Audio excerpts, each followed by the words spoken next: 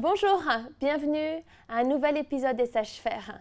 J'aimerais regarder à des phrases qui ont un impact néfaste sur notre leadership. Ces phrases à bannir.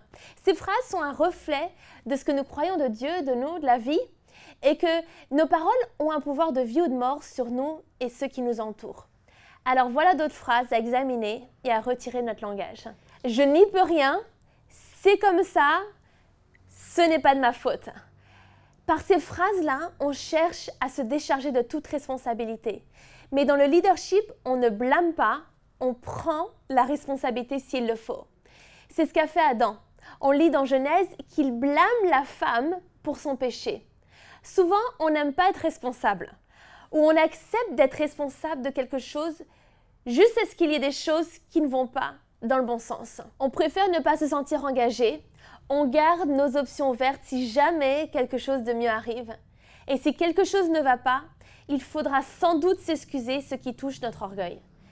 Que chacun examine ses propres œuvres et alors il aura de quoi être fier par rapport à lui seul et non en comparaison avec un autre. Car chacun portera sa propre responsabilité. On dit ce genre de phrase quand nous sommes sous pression. On prend du retard par exemple sur quelque chose, on a oublié quelque chose et du coup on peut blâmer quelqu'un ou quelque chose, chercher des excuses au lieu de prendre la responsabilité de l'erreur par exemple. Donc la question à se poser est est-ce que ce n'est pas de ma faute? Si c'est le cas, prends la responsabilité, excuse-toi et va de l'avant. Tu pourrais dire des choses comme j'ai oublié, je me suis mal organisée, je ne suis pas partie assez tôt. Parce qu'un bon leader accepte de prendre la responsabilité. Une autre question à te poser, c'est vers quelle excuse tu te tournes. Quelle serait ton excuse à toi, ton excuse première? Est-ce que ça serait ta famille, tes amis, ton patron, tes collègues, ton organisation? Si on répond à une erreur de la bonne manière, on peut apprendre de nos erreurs. Et c'est de cette façon qu'on va grandir. Si on blâme les autres, qu'on se donne des excuses, cette façon de réagir va devenir une habitude et on aura du mal à avancer. C'est à qui de prendre la responsabilité personnelle de ce qui arrive dans ta vie. Prends le temps de te poser cette question. L'autre phrase à bannir serait « je ne peux pas ». « Je ne peux pas » est une restriction sur ta vie. Quand c'est lié à la peur, à une chose que tu sais que le Seigneur t'appelle à faire ou une personne qui t'aime, qui te défie entre ce que tu fais et le potentiel de Dieu sur ta vie.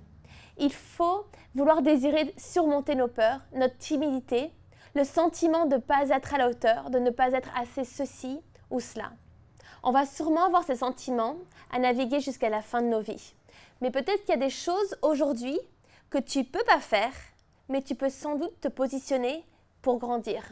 La phrase « je ne peux pas » nous empêche de faire grandir notre foi. Dieu, tu peux ou Dieu, tu ne peux pas. Dieu équipe celles et ceux qui l'appellent. Quelle merveilleuse nouvelle pour toi! À chaque fois que tu ressens ton incapacité à faire quelque chose, c'est l'occasion de t'appuyer sur Jésus. Il veut que nous dépendions de lui et tirions notre force de lui. Je pense à Marie, la mère de Jésus, une jeune femme dans son adolescence qui aurait pu dire « je ne peux pas » lorsqu'une mission lui a été confiée. Mais elle a dit oui et elle a mis sa confiance en Dieu. Moïse, au départ de l'annonce de Dieu sur sa mission, répond qu'il ne pouvait pas, que c'était bien trop grand pour lui.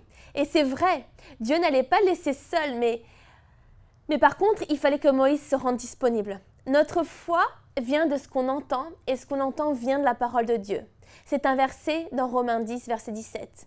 Alors positionne-toi pour continuellement connaître ce qui t'appelle à faire et la force pour le faire. L'autre phrase à bannir, c'est « ça n'arrivera jamais ». Tu façonnes ton futur avec ces paroles. Des paroles négatives comme celles-ci ne t'amèneront pas vers ton futur glorieux. J'ai des déclarations que j'ai écrites sur ma vie. Je les lis régulièrement et elles m'aident afin que mes pensées et mes paroles s'alignent sur ces déclarations. Tu as peut-être été déçu, des choses que tu espères voir arriver dans ta vie, une situation qui s'améliore, la rencontre d'une personne pour ta vie, etc. Enfin, toutes ces choses pour lesquelles tu attends. Et les choses ne se passent pas comme tu l'aurais aimé. Espère de bonnes choses. Attends-toi à des miracles. Honore Dieu, remets-lui tes désirs et fais-lui confiance. Notre foi peut grandir lorsqu'elle est mise à l'épreuve. Ne sème pas une famine dans ta vie par les paroles de ta bouche. En Galates 6,9, il est marqué ne néglige pas de faire le bien, car nous moissonnerons au moment convenable si nous ne relâchons pas.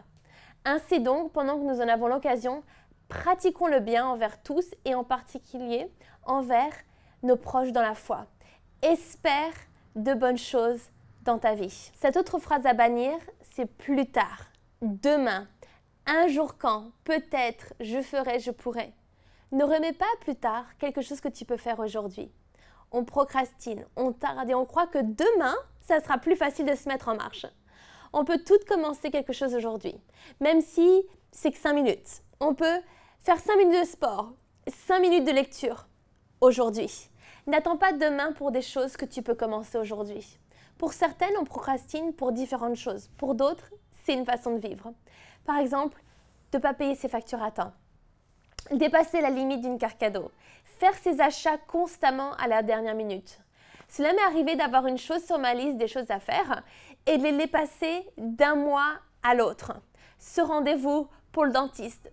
Je dois vous avouer que récemment, j'ai ces papiers à régler pour la mutuelle et c'est un tel ennui et donc tu repousses constamment à plus tard.